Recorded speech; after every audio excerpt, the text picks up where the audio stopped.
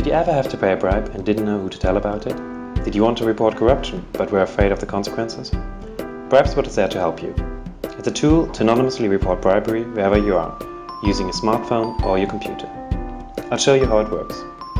You can download BribeSpot to your smartphone using the Google Play Store for Android or the App Store for iPhones. If you don't have a smartphone, you can also access BribeSpot by visiting bribespot.com.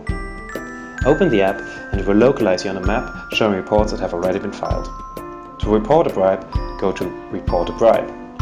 You can search your location using the search field or locate it on the map. Click on Choose this location to proceed. Now select a category. Did you have to bribe a policeman or a health official, a customs officer or a business owner? If you don't know where your case fits in, just choose Other. Select your currency and type in the amount of the bribe.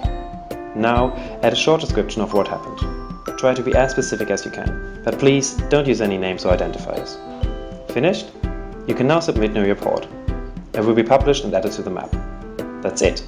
Others can now see and comment on the report, but you will stay anonymous.